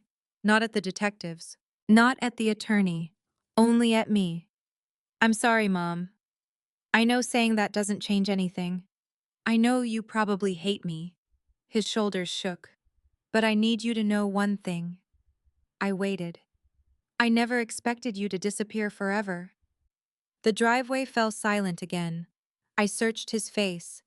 There was guilt, fear, shame. But there was also something else. He genuinely believed the lie had somehow become temporary. Before I could ask another question, Sergeant Ellis's phone rang. He listened for less than 30 seconds. When he hung up, his expression had changed completely. He looked first at Richard, then at Thomas, finally at me. We've just received confirmation from the county records office. What confirmation? Richard asked. Sergeant Ellis took a slow breath. The forged death certificate wasn't the first document filed under Louise Parker's name. My pulse quickened. What came before it? He looked directly at me. A document was filed nearly 6 weeks ago. What kind of document? His answer sent another wave of disbelief through the entire driveway. A petition declaring you mentally incompetent. A petition declaring you mentally incompetent. For several seconds, I wasn't sure I had heard Sergeant Ellis correctly. The words sounded too deliberate, too calculated. I looked at him and slowly asked, "What did you say?" He opened the folder that had just been handed to him electronically by another investigator. 6 weeks ago, a petition requesting emergency guardianship was filed with Buncombe County. Richard frowned. "I've heard nothing about this." "Neither had we until this morning," Ellis replied. Thomas Bradley stepped closer. "Who filed it?" Ellis scanned the first page. The petitioner was Michael Parker. My heart sank. "My own son." Ellis nodded. "The filing states that Louise Parker had become increasingly forgetful, financially vulnerable, and unable to make responsible decisions." I stared at Michael. He wouldn't look at me. Thomas extended his hand. "May I?" Ellis passed him the printed copy. Thomas adjusted his glasses and began reading silently. Within seconds, his expression hardened. "This is full of false statements." He turned another page. "Oh no." "What?" I asked. "They attached supporting affidavits." "From whom?" Thomas looked directly at Jennifer. "From Jennifer Parker." Jennifer folded her arms but said nothing. Thomas continued reading. "It claims you repeatedly forgot your address." "I never have." "It says you left the stove on overnight." "I've never done that." "It states neighbors expressed concern that you wandered outside confused." Richard looked genuinely disturbed. "Those allegations could justify temporary guardianship." Thomas nodded. "If the court believed them." I felt physically ill. It suddenly made sense. Every odd conversation during the past several months. Every unnecessary question. Every time Jennifer had smiled sweetly while asking, "Are you sure you remember that correctly?" Or, "Didn't you already tell us this yesterday?" At the time, I thought she was teasing. Now I realized she had been creating a pattern, a story, one that painted me as an aging woman slowly losing her memory. Michael finally spoke. "I never wrote those." Everyone looked toward him. "I signed them." His voice cracked. "But Jennifer wrote everything." Jennifer spun toward him. "You coward." "I'm telling the truth. You signed every page." "I know." "You took them to the courthouse." "I know." "You stood before a notary." "I know." Each admission landed like another stone. He wasn't denying responsibility. He was accepting it. Too late. Far too late. Thomas turned another page. There was also a physician's statement attached. I frowned. "I haven't seen a new doctor in over a year." Thomas looked confused. "This document claims otherwise." He read the name aloud. "Dr. Stephen Harper." I immediately shook my head. "I've never met anyone named Stephen Harper." Sergeant Ellis made another note. "We'll verify whether that physician exists." Jennifer suddenly laughed. Not with confidence, with desperation. "You people are acting like this is some giant conspiracy." Richard calmly answered, "Because that's exactly what it appears to be." She pointed toward me. "She's standing here perfectly healthy now." "Yes." "So what's the problem?" Ellis looked directly at her. "The problem is that someone tried to convince the court she wasn't." Jennifer had no response. Thomas closed the file. "I understand the sequence now." Everyone turned toward him. He continued calmly, almost like a professor explaining a complicated lesson. "First," he raised one finger, "declare Louise mentally incompetent." A second finger. "If approved, Michael gains authority over her financial decisions." A third. "If that becomes difficult, report her deceased." He lowered his hand. "Death accomplishes everything guardianship could not." Silence settled over the driveway. Richard quietly nodded. "It wasn't one plan." "No," Thomas agreed. It was several backup plans. I felt my knees weaken. They hadn't simply decided I was dead. They had spent weeks preparing different ways to take control of my life. Michael whispered, "I didn't know." Thomas looked directly at him. "You signed the petition." "I know." "You filed it." "I know." "You attended the notary appointment." "I know." Michael buried his face in his hands. "I thought—" He struggled to find the words. "I thought we were just protecting Mom." Jennifer stared at him in disbelief. "You can't actually be saying this." He looked at her. "That's what you told me." She rolled her eyes. "Oh, grow up." "You said." She was getting confused. "You believed that. You kept showing me examples." Jennifer laughed bitterly. "I gave you examples because you ignored everything else." I watched the two of them carefully. Something was changing. For the first time, they weren't presenting a united front. The story was breaking apart. Not because investigators were forcing it, because each of them remembered it differently. That interested Sergeant Ellis. He stepped forward. "Mrs. Parker." Jennifer looked at him. "Did you ever personally witness Louise Parker becoming mentally incompetent?" She hesitated. "I—" "A simple yes or no." "No." "Did any physician ever tell you she suffered from dementia?" "No." "Did she ever fail to recognize you?" "No." "Then why did you sign sworn affidavits stating otherwise?" Jennifer remained silent. Ellis waited. Finally she answered, "Because someone had to." Thomas stared at her. "Someone had to—" Jennifer's voice suddenly rose. "Do you have any idea what it's like watching people work their whole lives just to leave everything locked away?" The neighbors watching from nearby porches grew even quieter. She continued. "She had money sitting in accounts," I interrupted softly. "Money your husband was going to inherit." "Eventually." She practically spat the word. "Eventually" wasn't helping us. Richard asked, "Helping you with what?" Jennifer hesitated. For the first time all afternoon, genuine fear crossed her face. She looked toward Michael. He slowly shook his head. "I'm done lying." She closed her eyes. When she opened them again, they looked defeated. "Our business." "What business?" Ellis asked. "The restaurant." Michael looked surprised. "I thought we weren't talking about that." Jennifer ignored him. "We borrowed too much." "How much?" Richard asked. She remained silent. Ellis repeated the question. Finally she whispered, $900,000. Even Richard looked shocked. "How?" Jennifer laughed without humor. "Expansion."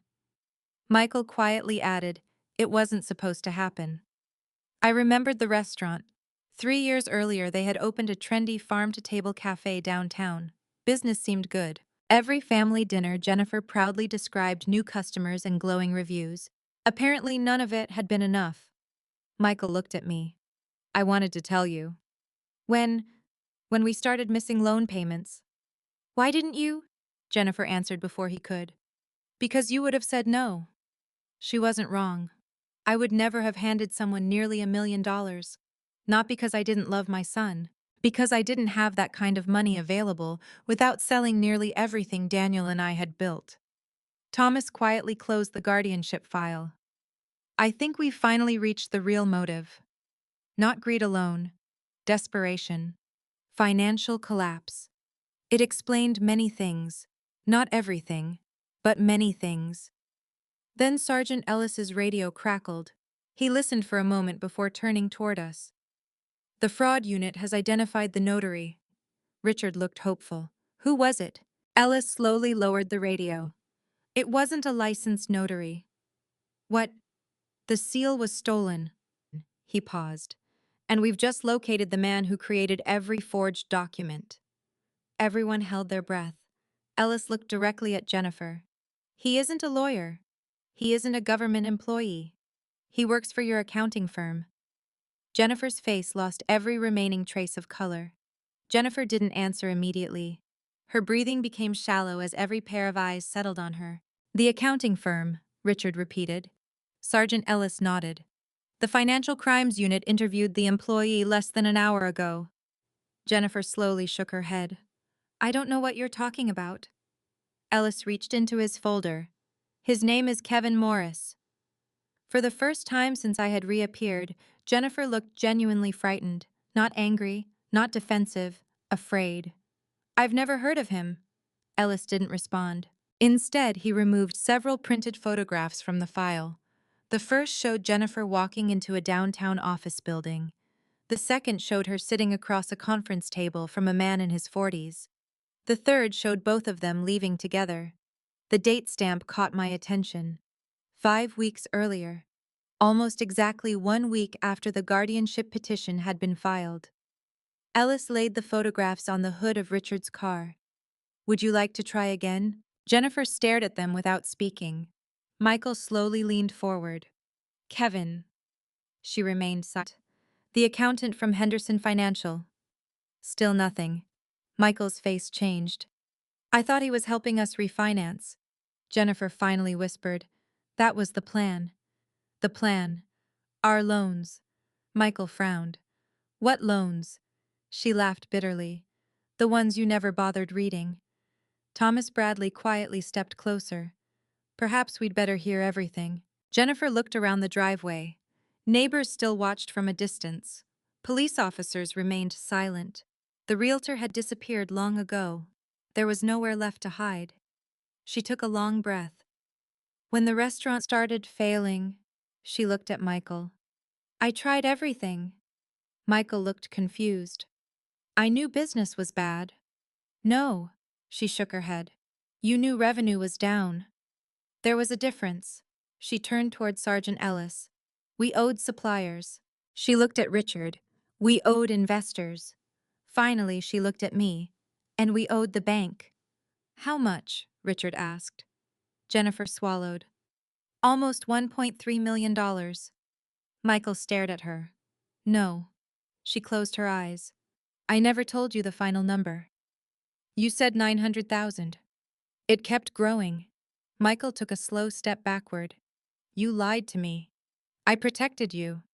You let me believe we still had a chance. We didn't. The words hung heavily between them. I suddenly remembered something Jennifer had said months earlier during Thanksgiving dinner. If we can just survive 1 more year, everything will change. At the time, I thought she meant the restaurant. Apparently, she had meant something entirely different. Ellis quietly continued. So you contacted Kevin Morris? Jennifer nodded once. He specialized in... She searched for the right words. Asset restructuring. Thomas raised an eyebrow. I know the type. Jennifer gave a humorless smile. He told me wealthy families lose fortunes because they wait too long. Richard folded his arms. And then, he asked about insurance. She looked at me. I said you had life insurance. I did. Daniel and I had maintained modest policies for years. Enough to cover expenses, not enough to make anyone wealthy. Jennifer continued. He asked whether you owned your home. Yes. He asked about investments. She looked down. I answered. Michael interrupted. I never met him. Jennifer nodded. I know. You said he was preparing loan paperwork. I couldn't tell you the truth. Michael's voice became louder. So you lied. I was trying to save us. He laughed once. A broken, exhausted laugh. By burying my mother. Jennifer's eyes filled with tears. I never wanted it to go this far. Sergeant Ellis looked unconvinced. According to Mr. Morris, he opened another statement. The original plan never involved a death certificate. Jennifer slowly closed her eyes. Richard noticed immediately. What changed? Ellis answered by reading directly from the statement. When the guardianship petition stalled because the court requested an independent medical evaluation, Jennifer Parker became increasingly impatient. Thomas nodded. That makes sense. I looked at him. Why? The court wouldn't simply accept affidavits. They wanted real medical evidence. Exactly. And since there wasn't any, the petition would likely fail. Jennifer whispered. I panicked. Ellis continued reading. She asked whether a death certificate would move things faster. No one spoke. Ellis lowered the paper. Kevin Morris says he refused. Jennifer looked up quickly. He did. So who suggested forging one? Silence. Richard repeated the question. Jennifer looked directly at Michael, then back at the ground. Finally, she answered. I did. Michael closed his eyes. I couldn't tell whether he already knew, or whether he was hearing it for the first time. Jennifer's voice became strangely calm. Kevin refused. So I found someone else, Thomas asked quietly. Who? A document specialist. Ellis corrected her immediately. A forger. She nodded. Yes.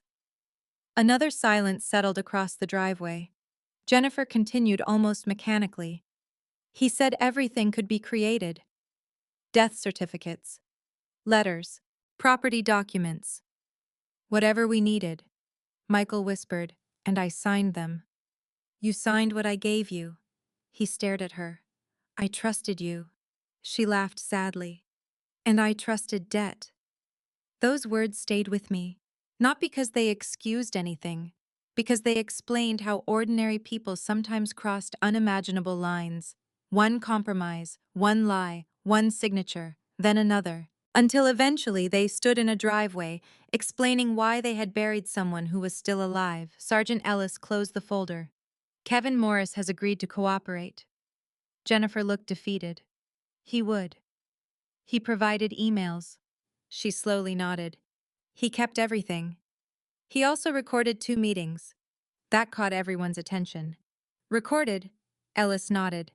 He says he became uncomfortable when discussions shifted from financial restructuring to forged legal documents. Richard looked genuinely impressed. Smart man. Jennifer laughed bitterly. He was protecting himself, apparently, Ellis continued. The recordings include conversations about the guardianship petition, another page, the death certificate, another, and the planned sale of this property. Michael looked at Jennifer. You told me no one could ever prove anything. She didn't answer. You promised every document would disappear. Still nothing. You said, his voice broke again, nobody will remember an old woman who died quietly. I felt those words more deeply than I expected. Not because they described me, because they revealed how completely I had become invisible in Jennifer's mind. Not a mother, not a grandmother, not a human being, simply an obstacle. Thomas gently placed Daniel's letter back inside the envelope. He looked at me. Louise. Yes. I think Daniel understood something years ago. What? He knew documents could protect property. Thomas paused. But character is the only thing that protects people. I looked at Michael. His shoulders were shaking. He looked utterly broken. Jennifer looked exhausted, defeated, empty. Then Sergeant Ellis's radio sounded once more. He listened quietly before nodding. When the transmission ended, he looked toward Jennifer. They've executed the search warrant. What warrant? She asked weakly. For your accounting office. He paused. They found every original draft. Jennifer slowly closed her eyes. Every forged document. He continued. Every email. Every payment. Then came the sentence that changed the investigation forever. And one file labeled. He checked the report. Phase 3. Richard frowned. Phase 3. Ellis looked directly at Jennifer. The file describes what was supposed to happen. He paused. After Louise Parker's house was sold. The words Phase 3 settled over the driveway like a cold fog. No one spoke. Even the neighbors who had gathered quietly along the sidewalk seemed to sense that something far darker had just surfaced. Sergeant Ellis looked down at the report in his hand before continuing. The investigators recovered a digital project folder from Kevin Morris's office computer. Jennifer lowered her head. It wasn't supposed to stay there. Ellis ignored her. The folder contains spreadsheets, draft timelines, payment schedules, and internal notes. Thomas Bradley frowned. Who wrote the notes? We don't know yet. The files are still being examined. Richard looked at Ellis. What does Phase 3 actually say? Ellis took a slow breath. It outlines the steps to complete after the property sale closes. He read directly from the report. Transfer remaining liquid assets. Close inactive accounts. Destroy duplicate records. End communication regarding the Parker estate. The phrase hit me harder than I expected. The Parker estate. Not Louise Parker. Not Michael's mother. Just an estate. I felt strangely detached, as though I were listening to someone else's life being summarized in a business meeting. Thomas quietly asked, "Anything else?" Ellis nodded. There was another instruction. He turned another page. If any institution requests additional verification, refer all inquiries to legal representative until statute deadlines expire. Richard sighed. They expected questions. They planned for them. Thomas looked toward Michael. "Did you know any of this?" Michael slowly shook his head. "I never saw those files." Jennifer laughed bitterly. "Of course you didn't." He looked at her. "You kept saying we only needed a few signatures. Because that's all you were willing to handle. I trusted you." Jennifer's expression softened for only a moment. "I know." "No," Michael replied quietly. "You knew I trusted you." Those two sentences revealed more than hours of questioning ever could. Jennifer hadn't simply manipulated documents. She had manipulated the person closest to her. It didn't erase Michael's responsibility, but it explained why he looked as though he had only just begun understanding what he had participated in. Sergeant Ellis closed the report. "The district attorney has reviewed the preliminary evidence." Richard nodded. "What happens now?" "Both financial fraud and forgery charges are being prepared." Jennifer closed her eyes. "So it's over?" "No," Ellis replied evenly. "The investigation is just beginning." He turned toward me. "Mrs. Parker, we'd also like to inspect your home before anyone else enters it." I looked at the locked front door. My home. The words sounded unfamiliar. Ellis held up the signed warrant. "With your permission, we'll document everything exactly as we find it." I nodded. "Please." A locksmith arrived 20 minutes later. The replacement lock installed only days earlier came off in less than 5 minutes. As the front door slowly swung open, I stood motionless. The familiar scent of cedar and old books still lingered inside. For one brief second, everything looked almost normal. Then I stepped across the threshold. The living room stopped me cold. Family photographs had disappeared from every shelf. The piano Daniel loved to play was gone. The antique rocking chair my grandmother left me had vanished. Empty rectangles on the walls marked places where paintings had once hung. Boxes labeled "Donate" sat near the fireplace. Other boxes were marked "Auction." I slowly walked farther inside. "This wasn't staging," I whispered. Richard looked around carefully. "No. It was inventory." "Exactly." My life had been sorted into categories: keep, sell, donate, discard. The detectives photographed every room. Nothing was touched before being documented. When we reached the dining room, I noticed something that made me stop. Daniel's grandfather clock still stood against the wall. I smiled sadly. At least they left that. Thomas walked closer. "They couldn't." "What do you mean?" He pointed toward a brass plaque inside the clock cabinet. Daniel had installed it years earlier. I had almost forgotten. The engraving read "Property of the Louise Parker Family Living Trust.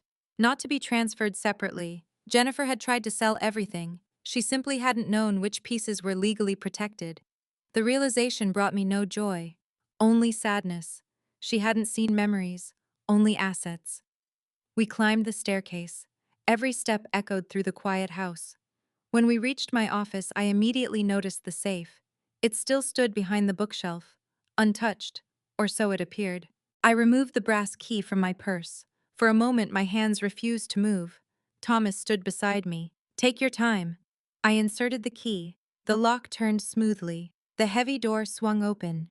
Inside sat neatly organized folders exactly where I remembered leaving them. Insurance copies, tax records, property copies, medical directives. Everything appeared untouched. Thomas smiled gently. "As expected." They never opened it. They probably believed the originals were inside. I carefully lifted the folders one by one. Then I noticed something unusual. A thin layer of gray dust covered the bottom shelf, except for one small rectangular space. Something had been there, recently. I looked at Thomas. There was another box. He frowned. What kind? A wooden box. He searched his memory. The one Daniel kept. Yes. It held old letters. I slowly nodded. The letters Daniel had written during our courtship. Birthday notes. Anniversary cards. Small reminders of ordinary happiness. Nothing valuable. Nothing anyone could sell. Only memories. The box was gone. I sat down heavily in Daniel's old office chair. Of everything inside this house. That was what I missed first. Not jewelry. Not investments. Not furniture. His handwriting. Ellis noticed my expression. What was in it? Love letters. He looked genuinely puzzled. Only letters? Yes. Richard quietly shook his head. Maybe they assumed something valuable was hidden there. I smiled sadly. They were right. Everyone looked at me. They just didn't understand the value. The room fell silent again. One detective entered carrying another evidence bag. Sergeant, Ellis turned. We found something behind the filing cabinet. What is it? The detective carefully removed a folded sheet of paper. It appears to be a handwritten checklist. Ellis unfolded it. His eyes narrowed. What does it say? Richard asked. Ellis read aloud. Utilities. He looked at the next line. Insurance. Another. Investment accounts. Another. House listing. He paused. The final item had been crossed out with a thick black marker. Ellis looked directly at Jennifer, who remained seated downstairs with another officer. Then he quietly finished reading. Memorial service completed. No one spoke. I closed my eyes. Someone had actually written my memorial into a checklist. Not a sacred goodbye. Not a family's final farewell. Just another task completed before moving on to the next step. In that moment, I understood something with complete clarity. They hadn't stolen my identity first. They had stolen my humanity. And that more than any forged document or bank account was the deepest betrayal of all. 3 months later, I unlocked my front door with the original brass key. This time it fit. The court had invalidated every fraudulent filing connected to my name. The forged death certificate had been removed from state records. The petition declaring me mentally incompetent had been dismissed with prejudice. My bank accounts were restored. The attempted property transfer was canceled. On paper, I officially existed again. Emotionally rebuilding took much longer. The first few weeks after the investigation felt strangely empty. Reporters called. Neighbors brought casseroles. Church members offered prayers. People I hadn't spoken to in years sent handwritten letters saying they were sorry they had believed the story. I didn't blame them. None of them had forged documents. None of them had filed petitions. They had simply trusted what appeared to be official information. I probably would have done the same. The criminal case moved quickly. Kevin Morris accepted a plea agreement and agreed to testify against everyone involved in the fraud. The forged documents, emails, financial records, surveillance footage, and recorded meetings left very little room for argument. Jennifer was charged with conspiracy to commit fraud, forgery, identity theft, attempted theft, by deception and filing false legal documents. Michael faced many of the same charges because he had signed and submitted several fraudulent filings. The hardest day wasn't attending court.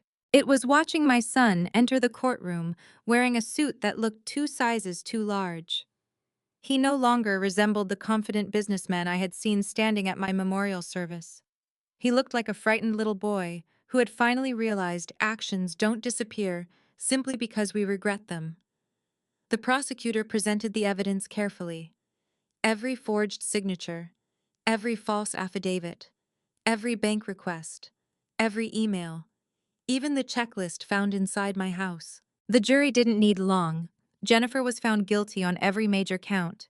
Michael accepted responsibility before the verdict was even announced, entering a negotiated guilty plea after agreeing to cooperate completely with investigators. Several people later asked me whether I celebrated. I didn't. Justice and celebration are not the same thing. Justice restores order. Celebration enjoys another person's suffering. I wanted the first, never the second. After the sentencing hearing, Michael asked whether he could speak to me privately. Thomas Bradley looked at me. You don't have to. I know. I agreed anyway. We sat together inside a quiet conference room at the courthouse. Neither of us spoke for nearly a minute. Finally, Michael broke the silence. I've rehearsed this conversation 1,000 times. I imagine you have. I don't deserve forgiveness. No. He nodded slowly. I know. I also know apologizing doesn't erase anything. No. He looked directly at me. But I need you to hear the truth. I waited. The first lie was small. His voice was steady now. I told myself it was temporary. He stared at his hands. Then another lie became necessary to protect the first one. He looked up again. Before long, he swallowed hard. I wasn't making decisions anymore. I was protecting previous decisions. I understood exactly what he meant. One compromise rarely stays alone. It demands another, then another, until eventually the person making them no longer recognizes themselves. Michael continued. I blamed Jennifer for everything. He shook his head. That wasn't honest. No. I signed papers. Yes. I stopped asking questions. Yes. I ignored my conscience because I was afraid of losing my business. He closed his eyes. And in doing that, I almost lost my mother. Neither of us spoke for several moments. Finally, he reached into his jacket pocket. I brought something. He placed a small envelope on the table. I found it after investigators searched our storage unit. I looked at the familiar handwriting before opening it. Daniel's handwriting. Inside was one of the missing letters from the wooden box. Michael explained quietly. The movers packed the wrong box. I didn't know those letters were there. He looked ashamed. When I realized what they were, he paused. I couldn't bring myself to read them. I unfolded this paper carefully.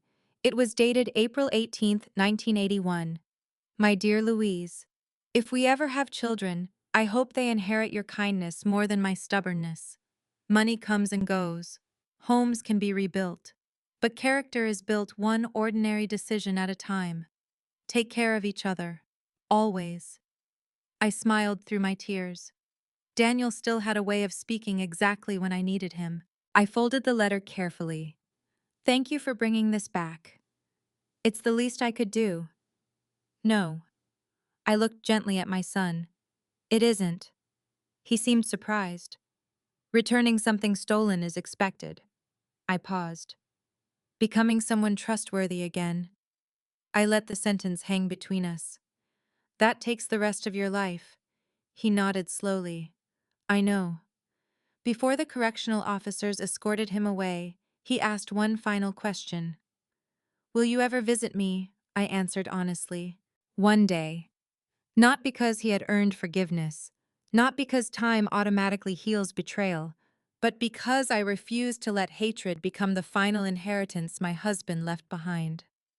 Several months later, I stood once again inside St. Andrew's Church, the same church where I had quietly watched my own memorial service.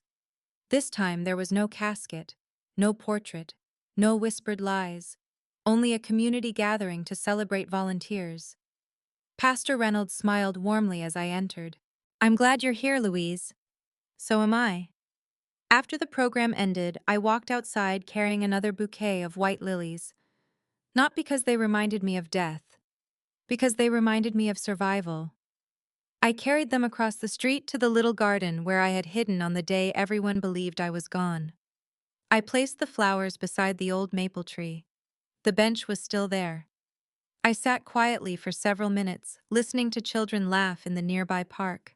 Life had continued without asking permission. And somehow, so had I. A full year has passed since the day I attended my own memorial service. Sometimes I still wake before sunrise expecting to find my life was only a dream. Then I walk into my kitchen, place the kettle on the stove, and watch the morning light spill across Daniel's old wooden table. Reality has a quiet way of returning. The house is peaceful again. Not because everything was repaired, some things never can be, but because peace and perfection are not the same thing. The blue bungalow on Maple Street no longer feels haunted by betrayal. Friends from church helped me repaint every room. My neighbors spent 2 weekends replanting the flower beds that had been trampled during the investigation.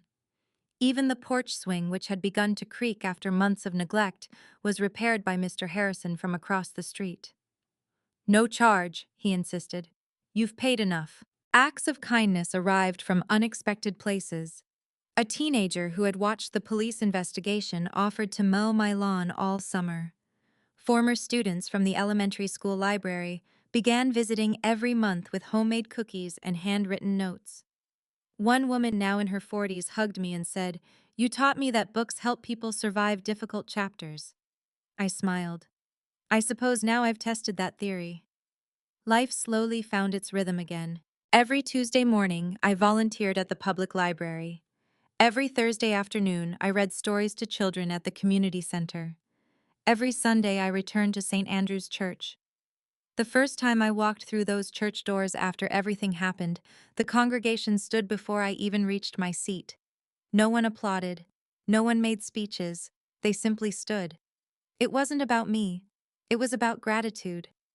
Pastor Reynolds later told me, "We weren't welcoming you back. You never truly left."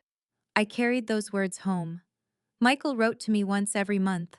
The letters were never dramatic, never filled with excuses. He wrote about counseling sessions, about working in the prison library, about reading the Bible Daniel had once given him for high school graduation. Most importantly, he stopped asking for forgiveness. Instead, he wrote about becoming someone worthy of offering it. That mattered more than any apology. I answered only a few of his letters, not because I wanted to punish him, because healing requires honesty. Some conversations need silence before they deserve words. Jennifer also wrote once. Her letter arrived nearly 8 months after sentencing. She admitted she had spent years measuring people according to what they could provide: money, connections, status. She said prison had forced her to spend time with women who had lost everything, and for the first time she understood what poverty of character truly meant. I hoped she meant it. Whether she did or not was no longer my responsibility.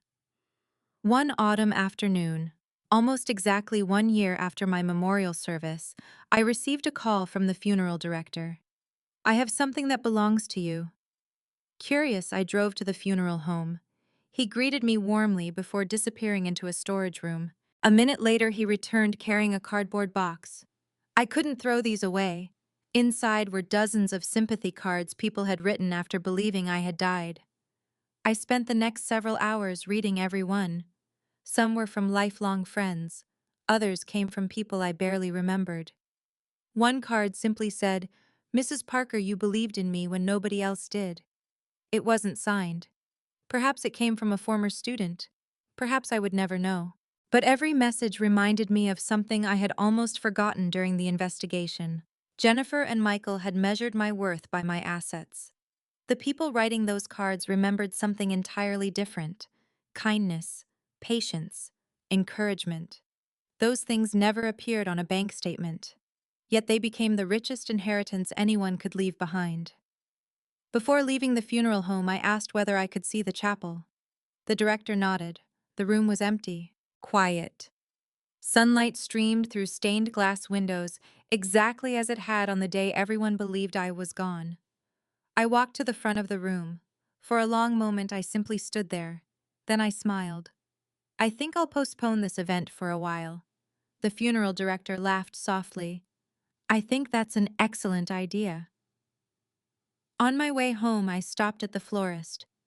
I bought another bouquet of white lilies, not because they reminded me of grief, because they reminded me of grace. I carried them to Daniel's grave. After arranging the flowers, I sat on the small bench beside the headstone. "I finally understand," I whispered. Years ago, Daniel had written that character is built one ordinary decision at a time. He had been right. The people who betrayed me didn't wake up one morning prepared to commit fraud. They arrived there through countless small compromises, and healing worked exactly the same way. One honest conversation, one difficult choice, one act of courage, one quiet morning, one ordinary day at a time. As I stood to leave, the wind gently moved through the cemetery trees. For the first time since attending my own memorial service, I no longer felt like someone who had returned from the dead. I simply felt alive, truly alive. And I realized something that changed me forever. The greatest victory wasn't proving I had never died. It was refusing to let betrayal kill the person I still wanted to become. Ketthuk Fan, 15. Life lesson and emotional message. If this journey taught me anything, it is that love should never require us to surrender our wisdom. We often hear that family is everything, but healthy families are built on honesty, respect, and responsibility, not blind trust. Kindness is one of the greatest gifts we can offer the people we love, but kindness without healthy boundaries can leave us vulnerable to those who mistake generosity for weakness. Protect your important documents. Ask questions before signing anything. Stay involved in your own financial affairs, no matter your age. Accept help when it is offered with genuine love, but never feel guilty for verifying facts or seeking independent advice. Doing so is not a sign of distrust, it is a sign of self-respect. Most importantly, remember that your worth is never measured by your house, your savings, or the possessions you leave behind. Those things can be stolen, forged, or lost. Your character, your compassion, and the lives you touch are the legacy that no one can erase. If you have been hurt by someone you trusted, I hope my story reminds you that justice and healing can exist together. Healing does not always mean restoring a relationship. Sometimes it means restoring yourself. Thank you for spending this time with me. If this story moved you, I'd truly love to hear your thoughts. What would you have done if you had walked into your own memorial service? Do you think I made the right decision by letting the truth unfold instead of confronting everyone immediately? Please share your thoughts in the comments and let me know where you're watching from and what time it is in your part of the world. If you enjoy heartfelt stories about family resilience and second chances, don't forget to like this video and subscribe so we can continue these conversations together. Looking back, I realized the greatest loss I almost suffered wasn't my home, my savings, or even my good name. It was the risk of allowing betrayal to harden my heart. The people we love can sometimes disappoint us in ways we never imagined, and that kind of pain leaves invisible scars. But those scars do not have to define the rest of our lives. We cannot always choose what others do to us, but we can choose who we become because of it. That choice is where true strength begins. This journey reminded me that trust is precious, but wisdom is just as important. Loving your family does not mean ignoring warning signs or giving up your right to ask questions. Protect your future. Understand your finances. Keep your important documents organized. Seek honest legal advice when necessary. These actions are not signs of suspicion, they are acts of self-respect and responsibility. The people who truly love you will never be offended by your desire to protect yourself. I also learned that forgiveness and reconciliation are not the same thing. Forgiveness frees your own heart from bitterness, but trust must be rebuilt through consistent actions, honesty, and accountability.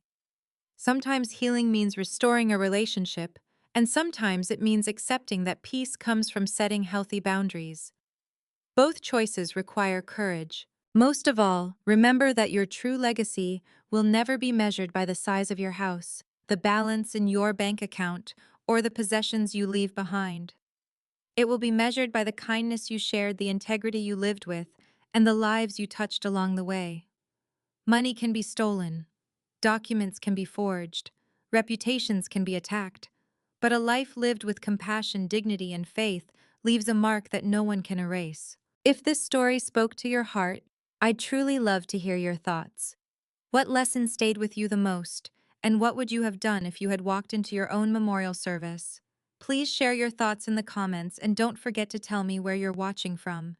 If you enjoy heartfelt family dramas with meaningful life lessons, please like this video, subscribe to the channel, and join me again for another story that reminds us, hope is always stronger than despair.